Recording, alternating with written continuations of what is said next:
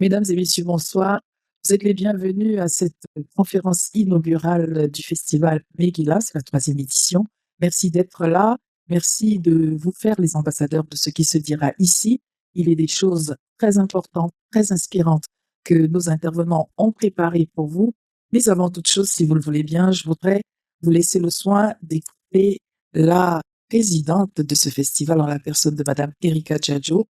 Alors, elle a une biographie longue comme le kilomètre. Est-ce qu'elle va attendre que je vous la lise alors qu'elle est juste à vos côtés? Non, elle ne veut pas, je m'en doutais bien, mais je vous en dirai un peu plus à son sujet au fur et à mesure, surtout qu'elle a initié ce festival, qu'il y a de bonnes raisons pour cela. Merci en tout cas pour votre présence, merci pour votre patience et vous serez récompensés. Nous sommes donc sous l'arbre à palabres. Ce n'est pas parce que vous ne le voyez pas que cet arbre n'est pas au-dessus de nous, mais les échanges vont nourrir, les échanges vont vous donner envie de continuer à rester avec nous. Madame Erika Djadjo, vous avez la parole. Bonsoir. Bonsoir Mehdi, merci. Bonsoir à tous et bienvenue. Nous sommes dans une aventure festive qui a commencé il y a 3 ans déjà. Alors Megillah, je le répète pour ceux qui nous ont rejoints en cours de route, signifie parchemin, le rouleau, la parole de Dieu. Alors l'histoire est née il y a 5 ans maintenant, en 2019, mais elle n'a vu le jour qu'en 2022, parce qu'entre-temps, le Covid est passé, pour l'historique un petit peu, et c'est pendant la période du Covid que l'idée a fait son chemin. Au moment où j'ai voulu envoyer des Bibles à des personnes qui étaient confinées, et que je suis allée sur Amazon, puisqu'il n'y avait pas de librairie ouverte, et j'ai vu qu'il y avait une rupture de stock de Bibles. Et je me suis dit, waouh, si le jour arrive où on n'a plus accès à ce document, voilà, vous avez compris. Il y aura un vide sidéral que rien ne pourra combler pour nous qui sommes chrétiens. Et à ce moment-là, je me suis dit que je n'aimerais pas que dans 20 ans, dans 30 ans, dans 50 ans, même un jour où je suis pas là et que mes enfants aient besoin de lire quelque chose qui puisse les maintenir dans cette espérance qui est la nôtre, qu'ils ne trouvent pas de support, qu'ils ne trouvent pas de quoi leur permettre de faire face à l'adversité dans laquelle nous sommes de plus en plus plongés dans ce monde. Et je me suis dit que finalement nos vies pouvaient être aussi des livres qui pourraient servir à fortifier quelqu'un, à relever des gens, à permettre d'espérer, à rajouter une graine d'amour, de joie, de solidarité dans les cœurs. Et c'est comme ça que Megillah est né, tout simplement. Un festival pour célébrer les écritures, un festival pour célébrer les écrivains. Alors ça, c'est ma petite histoire, mais chacun de vous a la vôtre. Et nous ici, avec ce panel d'invités qui vraiment ont eu à cœur de venir soutenir cette vision par leur expertise, leur expérience. Nous sommes là pour emmener le livre plus loin, l'emmener à un niveau où il n'est pas encore, parce que il y a des aléas, parce que nous vivons dans un monde où le livre chrétien est malmené, parce que les auteurs chrétiens ont des difficultés, le livre chrétien a du mal à se déployer, et nous sommes là pour trouver des solutions. Alors la conférence inaugurale, avant de conclure, est le volet scientifique du festival Megillah. Nous avons des temps forts, nous avons des activités où nous rigolons, nous avons des activités où nous sommes dans la célébration des talents, des récompenses, le prix, des expositions. Mais là, dans la conférence, on essaie avec plus de sérieux de partager nos idées et que quelque chose jaillisse, parce que j'ai la conviction que quelque chose peut jaillir des intelligences spirituelles combinées de chacun de nous. Alors simplement, je voudrais vous dire merci. Et vraiment, j'espère que ce festival saura en tout cas vous plaire, saura vous apporter quelque chose de fort avec quoi vous repartirez chez vous dimanche soir. Merci Erika.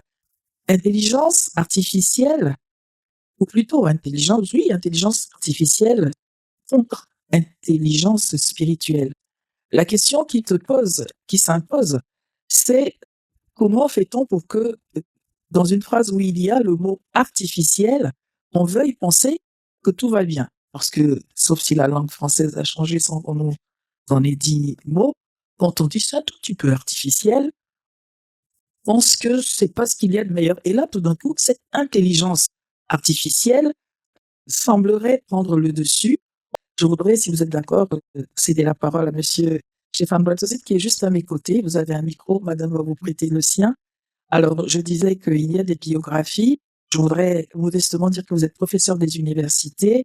Ce tandem, est-ce que c'est un duo? Est-ce que c'est un duel? L'intelligence artificielle, l'intelligence spirituelle. Vous avez beaucoup à nous livrer et nous sommes tout de suite tout oreilles. Vous avez la parole, sœur. Je vous remercie. Je voudrais remercier Erika pour ce beau cadeau qu'elle est en train de nous faire à nous tous. Je l'ai entendu souvent dire, venez avec des livres à ce festival. Et quand j'ai réfléchi, j'ai hésité, soit raconter quelque chose, une expérience, une vécu, soit faire une mini présentation scientifique, soit dire quelque chose théologique. Et j'étais pris entre tous ces éléments, surtout quand il fallait parler de l'intelligence humaine d'abord, et en face l'intelligence artificielle ou l'intelligence spirituelle et peut-être l'intelligence divine. Il faut y penser aussi. Et quand on regarde la Bible, on trouve cela aussi lié au livre. On trouve que les choses, comme par exemple dans l'Ancien Testament, Dieu a regardé, a écouté les gens et un livre de souvenirs a été écrit. Comment? L'intelligence divine. Mais je me suis dit, c'est pas ça peut-être qui est plus intéressant. Et là, je voudrais rebondir sur ce que Erika a dit tout à l'heure. Je me suis rappelé un texte biblique que Paul écrivait à Timothée dans sa deuxième épître, au chapitre 4, le verset 12, si ma mémoire est bonne. Il lui dit entre autres, amène-moi mes livres et mes parchemins. Et je trouve cette demande de Paul est très appropriée pour ce début du troisième festival du livre chrétien. Amène-moi mes livres. Paul faisait cette demande pas dans un moment comme celui-là, assis ici, tranquille, comme ça, devant des caméras, des gens qui nous regardent, était en prison. Et ses jours étaient comptés. Il le savait, d'ailleurs. Et dans ces conditions, il a encore le pouvoir de dire amène-moi mes livres et les parchemins. Bon, on va pas discuter, on va pas rentrer dans les détails, ce que c'était ces livres, ce que c'était les parchemins. Il y a tout un débat théologique et scientifique là-dessus. Mais cette demande de Paul me semble essentielle pour nos vies aussi, et symbolique pour ce festival des livres chrétiens. Est-ce que aujourd'hui, on est encore sensible aux livres? Erika disait tout à l'heure quelque chose de très intéressant. Elle est allée chercher une Bible et c'était une rupture de stock. Il n'y avait plus. Heureusement,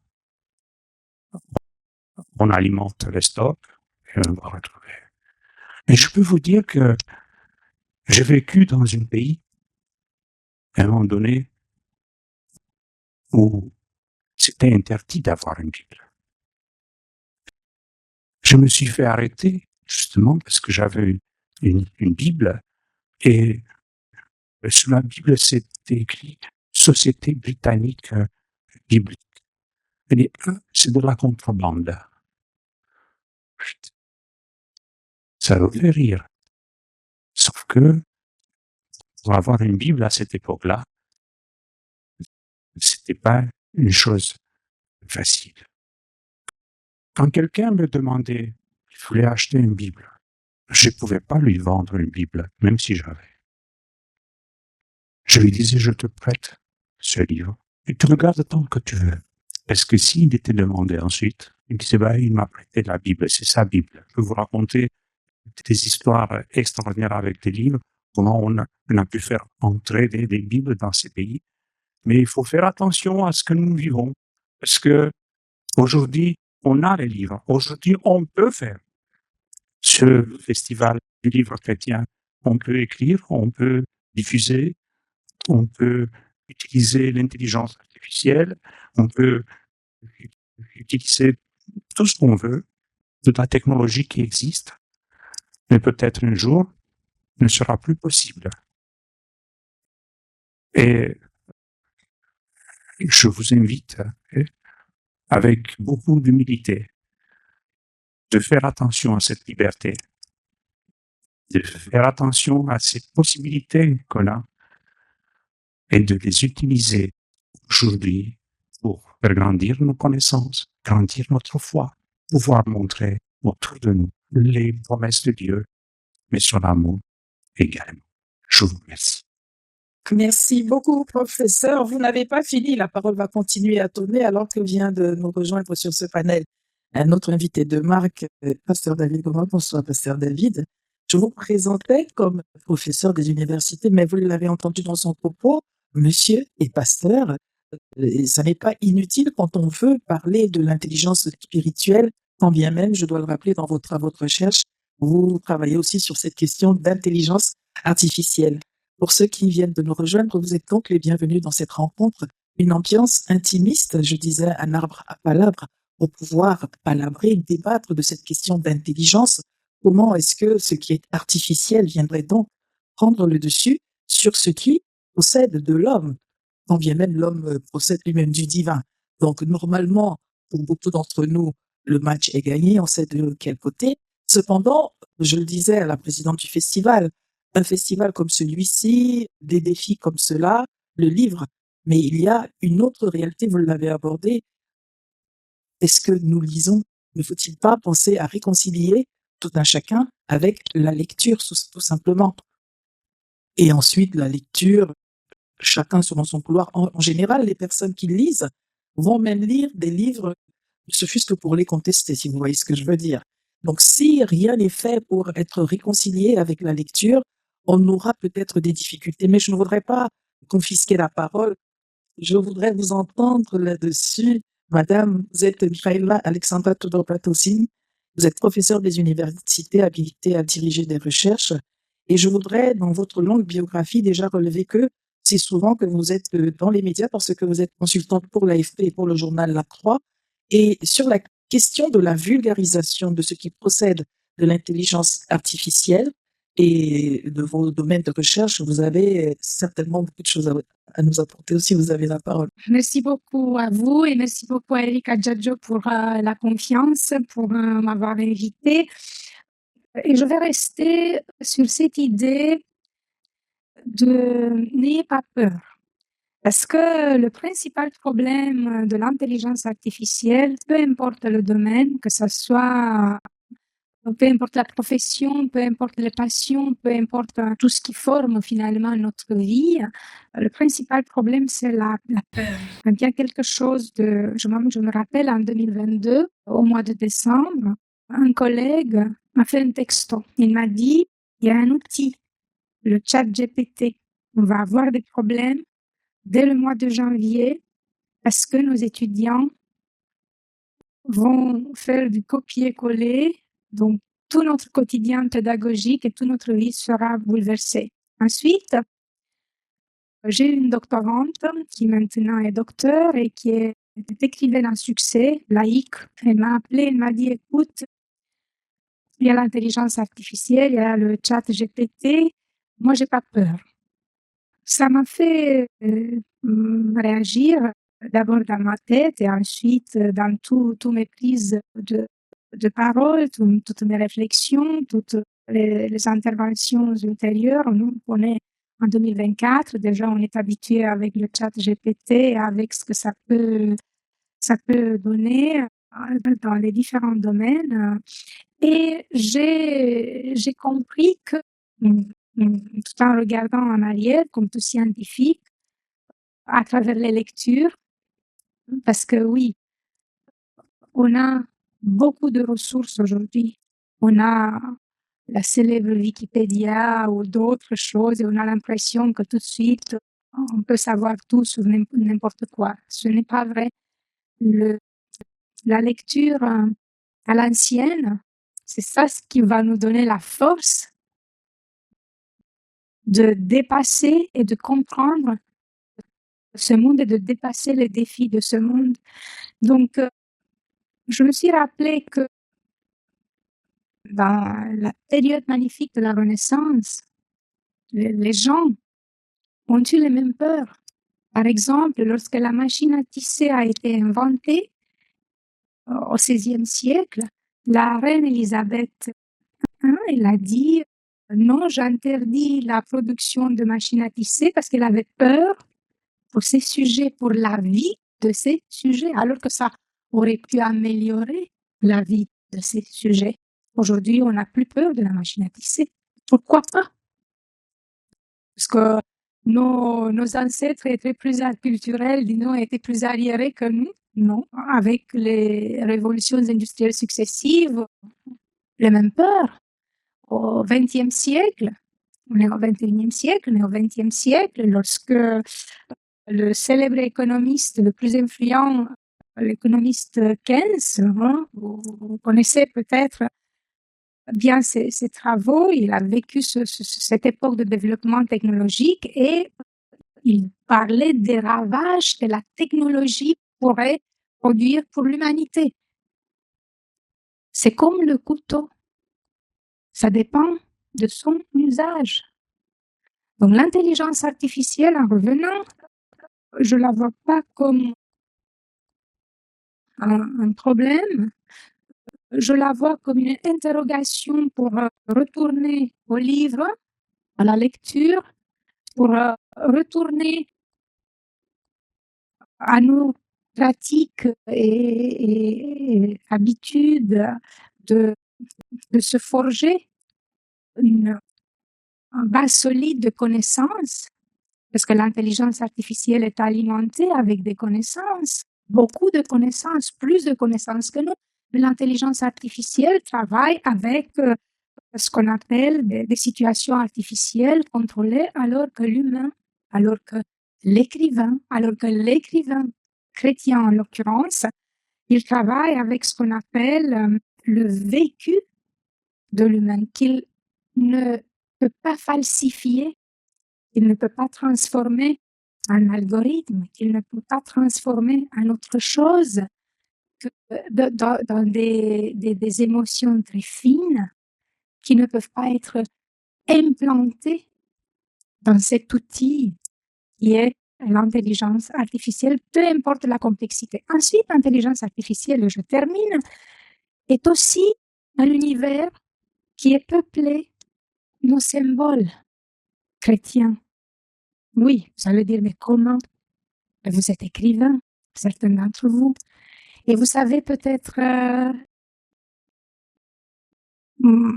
ça peut vous parler, le fait que lorsqu'on parle de l'intelligence artificielle, on a les techno-optimistes qui disent l'intelligence artificielle va améliorer l'homme, va améliorer l'humanité. Mais c'est un symbole chrétien finalement qui donne sens à notre discours sur l'intelligence artificielle parce que nous on parle d'un paradis surhumain qui dépasse, qui se passe ici-bas. Ensuite, les technopessimistes, qu'est-ce qu'ils disent? Ils disent que l'intelligence artificielle et la technologie vont détruire notre monde complètement. Est-ce que dans notre univers symbolique de chrétiens, les écrivains vont l'identifier tout de suite? Ils parlent ils savent qu'on trouve ce symbole de l'Apocalypse, ce symbole de la prophétie de la fin du monde. Donc, on n'est pas si loin lorsqu'on discute de ça, lorsqu'on discute des peurs, lorsqu'on discute des améliorations et du paradis promis. Donc, on met toujours le curseur entre ces deux pôles qui sont les pôles qu'on trouve dans nos Bibles, que ce soit des Bibles licites ou illicites, peu importe où on vit. Hein? Donc, on ne peut être que dans ce cadre-là, rester dans ce cadre-là qui jalonne notre connaissance sur les défis, sur le pouvoir et sur les faiblesses de l'intelligence artificielle. Je termine ici, peut-être après on aura l'occasion de développer davantage, mais je veux laisser mes collègues rebondir sur le sujet et surtout les écouter pour apprendre moi-même de cette expérience et pour challenger, disons, mes convictions que je viens de scientifiques et aussi de chrétiens que je viens de vous livrer. Merci. J'ai retenu n'ayez pas peur, quelqu'un a dit, et je pense que ça n'était peut-être pas encore du fait du ChatGPT ou de l'intelligence artificielle, mais il y a des moyens de savoir combien de fois reviennent certains mots dans tout ouvrage, et donc dans la Bible aussi, et je pense que si mes souvenirs ne sont pas trop vieux, il est écrit 300 et quelques fois dans la Bible, ne craignez rien. Donc c'est particulièrement actuel, et je voudrais aussi peut-être relever le fait que, vous l'avez si bien dit, quand il y a quelque chose de nouveau, on est pour le moins désemparé et on peut craindre que ça devienne la catastrophe. Mais on peut pas trop loin derrière nous penser à la cassette, et puis au CD, et puis à la clé USB. Donc voilà, et nous sommes encore là. Donc peut-être que pour de bon, il n'y a pas lieu d'avoir peur. Je voudrais donc, si vous voulez bien, que nous puissions donner la parole à notre intervenant à ma droite, en la personne de pasteur David Goma, qui est donc le fondateur du Centre du Réveil. C'est pas vous, c'est pas lui ici. Le fondateur du Centre du Réveil Chrétien International. Et pour rappel, le CRC International a plusieurs organismes, parmi lesquels le Forum politique chrétien, parmi lesquels le Forum Agir.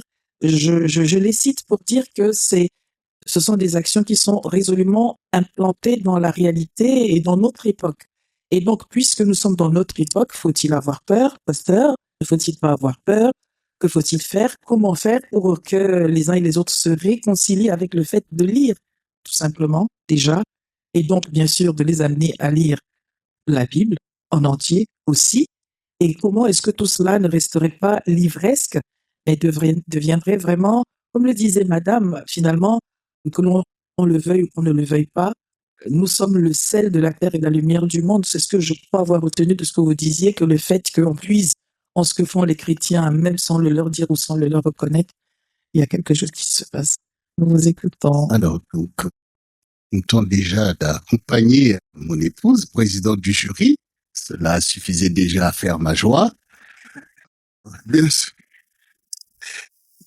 Bien sûr avec l'invitation, mais tout de même, le festival du livre, c'est quelque chose qui m'enchante. Parce que je fais des festivals de musique, notamment du gospel. Un festival est supposé mettre au firmament quelque chose d'important. Comme par exemple, on arrive à révéler la louange au travers des festivals de gospel pour montrer ce qu'il y a de meilleur, en tout cas en termes de cette musique. Donc effectivement, venir ici, c'est quand même mettre en exergue des personnes qui ont la responsabilité de poursuivre, notamment dans ce pays, dans cette ville, disons 1000 fois historique de la foi chrétienne, de continuer donc à faire briller, en fait, cette intelligence des hommes et des femmes qui apportent de la révélation, en tout cas, qui font que la Bible soit toujours ce livre ouvert au travers de chacun des témoins qui ajoutent à la connaissance ce que Dieu ajoute lui-même, puisque nous voyons dans le livre de Daniel qu'il est dit que la connaissance augmentera. Donc effectivement, moi, c'est plus de voir ces personnes-là, les lauréats, des personnes qui vont être primées pour les encourager et même susciter d'autres à pouvoir savoir qu'il y a dans la culture française une partie importante de la littérature chrétienne qui doit avoir de l'impact, notamment auprès de nouvelles générations, ce qui va beaucoup aider sur le sujet qui nous concerne, c'est-à-dire le choix des intelligences. Pas de l'intelligence spirituelle, l'intelligence artificielle. Quelque part, il faut toujours faire un choix. C'est ce que Dieu nous dit, je mets devant toi tel choix, tel choix. Alors, donc aujourd'hui, les jeunes, effectivement, pourraient s'adonner à la facilité. Quand on a des outils technologiques qui peuvent aujourd'hui vous aider même à écrire un livre. Voilà, quand on voit la culture dans laquelle on baigne, on peut se laisser aller et là, on aurait raison d'avoir peur. Parce que quand même, ce qu'il y a d'important dans l'écriture, c'est la réflexion. Et donc, l'art de la réflexion, c'est ce qui caractérise, en tout cas, les écrivains qui arrivent au-delà de ce que chacun de nous peut dire, à traduire des choses sur lesquelles nous tous, on peut s'assembler pour aller chercher quelque chose de plus grand, de plus long. Donc, effectivement, il faut aujourd'hui choisir sur quelle intelligence on va se baser. L'intelligence artificielle, ici, pose effectivement sujet. C'est ce double couteau qu'on peut utiliser pour le bien ou pour le mal. Donc là, effectivement, ça peut aider dans le domaine de la science, de la médecine. Maintenant, en ce qui concerne les écrivains chrétiens, je crois qu'effectivement, il nous est parlé du renouvellement de l'intelligence. Donc, l'intelligence, en tant que science, doit se renouveler certainement pour s'adapter à l'histoire, tout simplement, de l'humanité. Aujourd'hui, effectivement, nous sommes au XXIe siècle. Nous ne sommes pas dans les mêmes conditions que ceux qui étaient, par exemple, au IXe siècle. Certainement, l'intelligence a une capacité de grandir. Mais ici, il est parlé du mimétisme aussi. C'est-à-dire, l'intelligence artificielle veut imiter l'intelligence de l'homme. Alors que Dieu lui parle de augmenter la connaissance. Donc, est-ce que ce mimétisme peut nuire à l'homme lui-même? Moi, en tant que pasteur, j'ai été quand même témoin, il n'y a pas longtemps, d'une de mes brebis qui a vécu mais vraiment une vraie mésaventure. C'est-à-dire, croyant avoir au bout du fil, de l'autre côté, une personne, à dialoguer avec cette personne, prétendant être un amoureux, parlant même de mariage, avant de découvrir, vraiment à son détriment, parce que dans cette affaire, même l'argent est sorti. Parce que, en utilisant ces moyens-là, effectivement, des bandits sont tout à fait capables de pouvoir entraîner des personnes dans des choses aussi réalistes. Cette personne qui n'était pas une ado a vraiment cru dialoguer avec une personne qui l'aimait et qui était prêt à aller au mariage. Donc, on sait bien que ça peut, effectivement. Maintenant, je pense que c'est pas la vocation des écrivains chrétiens qui sont quand même là aussi pour veiller sur toujours l'aspect de la vérité, de pouvoir, en fait, poser problème, puisque je pense que chacun de nous est dans le témoignage des choses que l'Esprit de Dieu continue à montrer pour édifier. Le but, c'est quand même édifier. Et j'aime bien le fait de rappeler le livre d'Apocalypse. Moi aussi, j'y pense beaucoup à cette réalité. Je pense que le monde dans lequel nous rentrons, où l'intelligence artificielle prend de l'ampleur, ressemble au monde aussi qui est décrit dans la prophétie pour l'avènement aussi de l'Antéchrist. Parce que c'est quand même se donner des moyens par un petit groupe de personnes de pouvoir faire main basse, en fait, sur l'humanité à un moment donné. Mais ces temps sont encore lointains. Parce que, entre-temps, il faut d'abord l'enlèvement de l'Église. Du coup, nous restons sous la grâce, sous la veille du Seigneur, par le Saint-Esprit, qui va toujours nous protéger. Mais certaines personnes font déjà le choix de la fabulation, de la manipulation et du mal. Je ne pense pas trouver ces personnes ici, puisque vous êtes des éminents écrivains de la foi chrétienne, dont vous savez vous-même ce que Jésus dit, que je suis le chemin, la vérité et la vie. Merci. Nous allons, Mathieu Paulaina, si vous êtes d'accord, vous donnez la parole. Vous êtes entrepreneur individuel en édition chrétienne et votre biographie fait état de ce que, à partir d'une histoire personnelle, par rapport à vos enfants de 2 et 10 ans, vous avez voulu apporter de l'écriture, de l'édition. Comment vous situez-vous en tant qu'éditeur face à cette réalité où, Pasteur David ne l'a pas dit ainsi, mais à demi-mot, qui vient en fait contrefaire la vérité, c'est-à-dire que ChatGPT ou l'intelligence dite artificielle viendrait là, on l'a entendu dans cette histoire, il y en a certainement beaucoup d'autres, pour contrefaire ce qui en fait est autrement. Bonsoir à tous. Donc oui, alors en fait moi je suis pas, c'est pas mon métier principal d'écrire des livres. Je suis juriste et j'exerce voilà un métier séculier. Et c'est vrai que le rapport avec mon enfant qui est juste avec il y a 5 mois, c'est que au moment où ma femme était enceinte, je réfléchissais à un projet pour contribuer aux ressources à disposition des parents chrétiens, parce que c'est une tâche assez compliquée d'éduquer ses enfants aujourd'hui. Et dans le même temps, par rapport à mon travail, je m'interrogeais sur l'intelligence artificielle, parce que c'est un sujet qui touche à mon travail séculier. Moi, j'ai entendu une phrase que je trouvais bien sage à ce sujet, qui dit que la technologie est ni bonne, ni mauvaise, ni neutre. C'est pas neutre non plus. Le couteau, par exemple, même si on peut l'utiliser en bien ou en mal, ça a un impact. Et donc, moi, ce que je peux vous proposer, c'est mon regard de quelqu'un qui a commencé à écrire des livres il y a 1 an, des livres chrétiens pour enfants, donc en plein dans le boom de l'IA, et qui a choisi d'y recourir. Mais je vais vous expliquer dans quelle mesure. En fait, moi, dès le début, je suis parti du principe que dans le cadre d'un projet qu'on pouvait mener pour Dieu ou d'un projet de façon générale, on peut distinguer les tâches en 2 grandes catégories, qui seraient comme 2 sphères concentriques. Donc la première, ce serait vraiment le cœur des tâches. Donc dans le cas des livres, ce serait de mon cas de réfléchir au concept du livre. Moi, mes livres, là, il y a 2 collections, dont une qui a pour but d'expliquer des versets aux enfants. Donc de réfléchir au concept du livre, réfléchir à l'histoire, de me creuser la tête, toute cette première sphère. Et tout autour, il y a toutes les tâches qui sont annexes et qui sont finalement pas ce qui m'intéresse à la base. C'est-à-dire peut-être promouvoir le livre sur les réseaux sociaux, illustrer le livre et tout un tas de choses comme ça qui viennent avec le projet et qui sont pas au cœur du projet.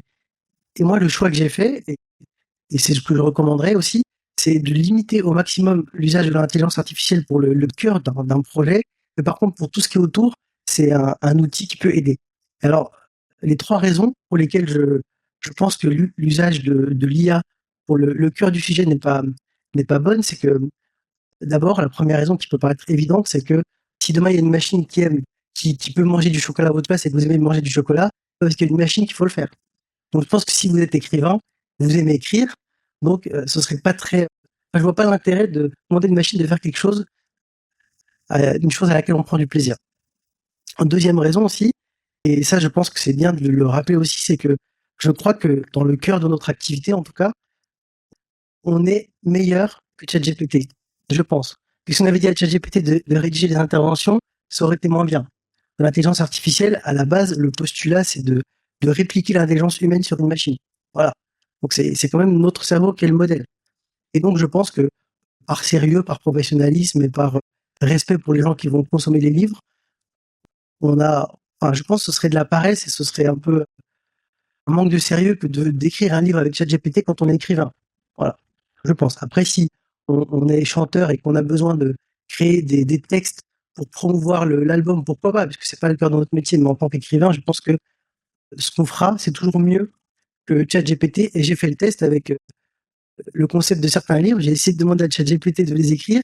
Et honnêtement, je pense que voilà, c'était pas au niveau.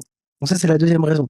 Et la troisième raison, et ça, c'est plus en tant que chrétien, c'est que, comme vous savez, on est des serviteurs inutiles. Dieu n'a pas besoin de nous. Bon, il nous utilise, mais il n'a pas besoin de nous. Et je pense que s'il nous utilise, c'est aussi parce que dans le cadre on peut appeler ça le service ou de l'œuvre, c'est parce que ça nous permet d'avoir une relation avec lui. C'est comme quelqu'un qui ferait une activité avec son enfant, il n'a pas besoin de son enfant, mais ce qu'il veut, c'est de passer du temps avec lui. Et je pense que si Dieu nous confie un projet, pour le cœur du projet, il faut pas qu'on se fasse voler ça. Parce que on a le projet en tête, on va prier à propos de ça, peut-être on va remercier Dieu, on a toute la réflexion, tout ça, c'est des moments qu'on partage avec Dieu. Et ça, je pense qu'il faut pas se le faire voler et c'est très important.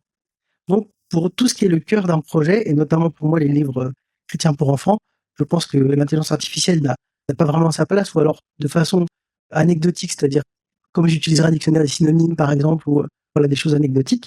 Par contre, pour tout ce qui est autour, là je pense que c'est très utile et ça permet d'ouvrir beaucoup de portes. Et notamment, moi, c'est pour les illustrations. Alors, c'est pas magique, hein, ça demande des heures de formation pour réussir à faire apparaître l'image qu'on avait en tête. C'est vraiment du boulot voilà, c'est vraiment beaucoup de travail aussi, mais ça facilite quand même grandement les choses. Ensuite, j'ai par exemple créé un site internet pour promouvoir mes livres. Moi, je sais pas comment améliorer le référencement d'un site sur Google. Voilà, et ça m'intéresse pas en fait. Et donc pour ça, ChatGPT est le bienvenu. Et donc pour tout ce qui est autour, tous ces éléments annexes, je pense que c'est très bien et ça permet d'aller beaucoup plus vite, beaucoup plus loin. Alors dans un monde idéal, si je sais par exemple que mon prochain livre, je vais le vendre à un nombre incroyable d'exemplaires, peut-être que je m'appuierai sur des gens pour les tâches autour, dont c'est le cœur du projet, pourquoi pas. Mais je pense que pour plein de personnes qui commencent, ça peut être très bien si on met l'IA à sa place, qu'on on l'utilise comme on serait prêt à déléguer une tâche à quelqu'un en qui on a moyennement confiance. Bah, je pense que ça peut être quelque chose voilà, de positif et de porteur. Moi, je pense par exemple, je pense, admettons qu'on applique ça aux prédications. Moi, je pense qu'un prédicateur, son rôle, c'est de faire une prédication qui est théologiquement correcte, mais aussi de sentir le cœur de l'Église, voilà, ce genre de choses. Ça, je pense que ce serait malvenu de demander à ChatGPT de le faire. Mais s'il faut traduire la prédication pour une communauté, par exemple, j'avais des Arméniens dans l'église où j'ai grandi, s'il faut traduire la prédication pour eux, s'il faut générer des images pour le support de PowerPoint, pour ce genre de choses, je pense que ça permet voilà, d'aller plus loin et de pallier peut-être à des manques qui pourraient exister. Et pour la même puissance de calcul entre l'intelligence artificielle telle qu'elle existe aujourd'hui et le cerveau, alors j'ai oublié, je sais pas quel est le vrai chiffre, mais le cerveau consomme 1000 fois ou 1 million de fois moins d'énergie, je sais pas. Donc c'est pour dire que, voilà, rappelons-nous aussi que le cerveau est le plus écolo, voilà, c'est ça. On s'arrêtera là-dessus. Nous allons donc écouter Sabine Mussard. Bonsoir Sabine. Vous êtes animatrice radio responsable avec votre époux Jimmy de la radio Fréquence Oasis. Et vous soutenez activement depuis plus de 10 ans la cause des chrétiens persécutés avec l'ONG Porte Ouverte. Vous avez été enseignante, travailleuse sociale et vous avez quitté votre poste pour la radio. Vous êtes membre du jury du prix Megillah depuis 2023. Alors, la radio, le pouvoir des médias, l'intelligence artificielle, la foi, c'est quoi l'équation? Alors, c'est vrai que quand j'ai réfléchi à la question, les défis de l'écriture chrétienne entre l'intelligence artificielle et l'intelligence spirituelle, je me suis dit, et je rejoins ce que mon collègue a dit dans son intervention, quand on doit passer au processus de création, il faut le faire sans l'IA.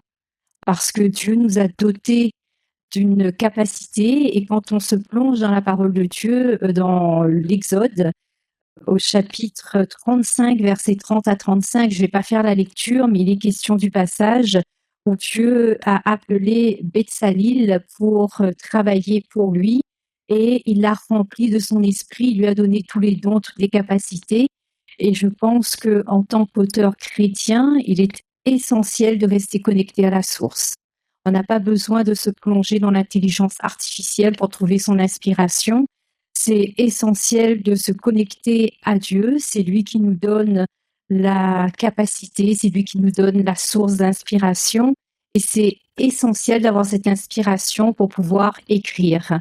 Et je pense que quand on lit un livre, en tout cas moi, quand je me suis plongée dans les livres cette année, on s'attend à trouver une émotion, on s'attend à aller à la rencontre de quelqu'un, de découvrir quelque chose.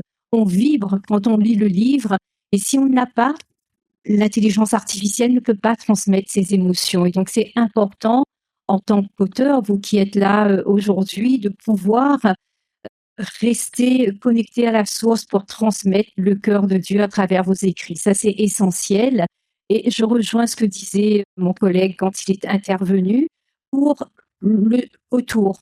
On a besoin d'enrichir son vocabulaire, on a besoin de peut-être structurer ces paragraphes. On peut faire appel à l'intelligence artificielle, mais c'est important de dissocier les deux éléments et de retenir que quand on écrit, c'est soi avant tout. Et parfois, peut-être on va se dire on perd du temps, mais il faut se dire que quand on mène un combat, ça prend du temps, ça demande beaucoup d'énergie, ça demande beaucoup de travail, et c'est essentiel de prendre ce temps. Prendre ce temps, ce n'est pas le perdre, au contraire, on en gagne. Et c'est essentiel de pouvoir faire ce cheminement si on veut transmettre quelque chose, transmettre le cœur de Dieu, transmettre des leçons. C'est important de vivre son expérience et transmettre. Mais après, s'appuyer sur l'intelligence artificielle, c'est nécessaire, ça nous fait gagner du temps. Et pour répondre à l'équation avec les médias, c'est incontournable aujourd'hui. On doit avancer avec son temps, on doit gagner du temps, le temps court après le temps, et c'est nécessaire d'utiliser l'intelligence artificielle pour aider à structurer, pour aider à synthétiser, mais on est là pour apporter l'information tout simplement, et on ne peut pas le dissocier de l'IA aujourd'hui. Ça fait partie de notre travail journalistique, de nos chroniques, mais notre cœur reste avant tout la source d'inspiration. On est connecté à Dieu pour cela. C'est essentiel. Je voudrais donc là vous faire état de ce que j'ai entre les mains. C'est l'officiel, non pas du spectacle, mais l'officiel du livre chrétien. Gonzague, vous allez nous en parler. C'est une sélection de toute la librairie chrétienne en quelque sorte, un travail de longue haleine. Je vous laisse nous en parler. Je vous remercie. Je voudrais d'abord remercier Madame Erika Djadjo de nous avoir conviés. Alors, je voudrais aussi féliciter tous les intervenants. C'est un sujet l'intelligence artificielle qui est passionnant, qui aujourd'hui inonde complètement nos vies. Voilà, on en parle partout.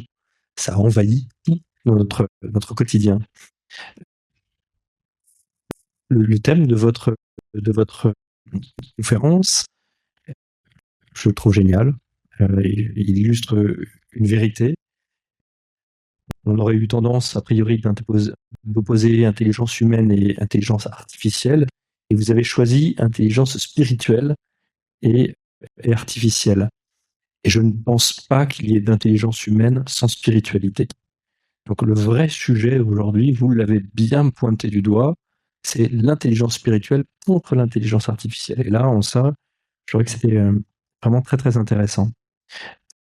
Je vais introduire par 3-4 petites questions, puis après je vous parlerai de notre sujet, mais l'IA, pour moi aussi, j'aimerais dire qu'elle n'est pas accessible à tout le monde et qu'elle va probablement, dans plein d'univers, augmenter des fractures entre les hommes, parce qu'elle n'est pas accessible à tout le monde.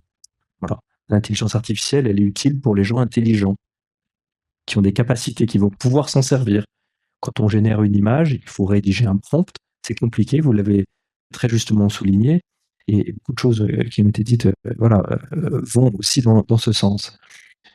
Moi, ce qui m'intéresse, c'est est-ce qu'on va encore garder à l'avenir, et est-ce qu'on va encore transmettre à nos jeunes cette fierté de faire, la fierté de s'investir, la fierté de se confronter à la lecture de l'autre, à ce qu'on a écrit soi-même. Est-ce qu'on va encore assumer les défauts qui sont les nôtres? Quels vont être les sujets qu'on va mettre en avant? Est-ce qu'on va parler de perfection ou est-ce qu'on va être encore capable de présenter ce qui nous fait souffrir? Ça, c'est, pour moi, des vraies questions. Est-ce qu'on aura encore demain l'envie de partager une vision? Ou est-ce qu'on devra subir la vision d'un algorithme qui va piocher sur ce qui lui semble être bon pour nous, alors que ça ne correspond en rien à ce que nous avons besoin? Derrière, il y a, je pense, l'enjeu d'un retour au vrai. Et tout ça, ça passera par des modalités, ça passera par l'éducation. Tout à l'heure, vous évoquiez, on entendait le témoignage qui est intéressant avec les enfants. C'est un vrai sujet, les enfants. Moi, j'ai 3 ados et l'aîné, qui est en licence, voilà, souvent, il est tenté par l'IA. Et en fait, c'est un échec. C'est un échec parce que quand il est confronté à sa copie, lors de son examen, il est tout seul. Voilà, il est tout seul. Il a un temps imparti, il doit faire appel à ses connaissances, il doit donner sa vision des choses, il doit répondre à une question. Il n'est plus aidé. Est-ce que demain, nos enfants, on va leur donner cette capacité de réfléchir sans cet outil? Alors, je vais maintenant m'intéresser, voilà, et vous présenter l'officiel du livre chrétien. L'officiel du livre chrétien, nous avions envie de valoriser toute la littérature chrétienne. Alors, au tout début des intervenants, il y avait « Est-ce qu'il faut lire ?» Oui. Mais surtout, il faut rendre accessible la littérature. Et notre enjeu, et c'est l'enjeu de l'officiel du livre chrétien, c'est de rendre accessible une littérature qui ne l'est plus. Pour différentes raisons. La première des raisons, c'est la profusion des titres. Comment on existe quand on est un auteur à travers une multitude, une profusion de nouveautés. Imaginez, songez qu'il y a de livres chrétiens, 260 nouveautés par mois. C'est colossal. Donc comment on fait pour exister, sachant que si je vous parle des livres chrétiens, imaginez ce qui n'est pas chrétien qui sort aussi. Donc comment on arrive à toucher des âmes, toucher des cœurs, toucher des désirs d'ouvrir un livre. On a aussi la problématique de la disparition des librairies. Comment être visible s'il n'y a plus de librairie? C'est un vrai sujet. Alors je ne sais pas, je pense qu'à Reims, vous êtes gâtés, vous avez une procure, mais vous avez aussi d'autres librairies, peut-être. Et comment être guidé dans cette masse, dans ce volume? Quel est le bon livre? Les algorithmes des sites, alors je ne vais pas citer les noms, pas leur faire de publicité, mais tous les sites en ligne qui vous font des propositions, sont des suggestions qui ne répondent pas à ce que vous avez besoin, mais ce qui vous fait plaisir. Et donc on regarde, l'intelligence regarde tout ce que vous avez regardé, tout ce que vous avez même dit, puisque certaines vous écoutent sur vos téléphones, et elle va vous dire, tiens, c'est ça ce qu'il te faut. Mais ce n'est pas ce que tu as besoin. D'accord? Donc, l'intuition avec l'officiel du livre chrétien, c'est bien évidemment de donner une vision un peu transversale et d'avoir des idées de bonne lecture, de saine lecture. Alors, dans mon parcours, je suis passé par les beaux-arts.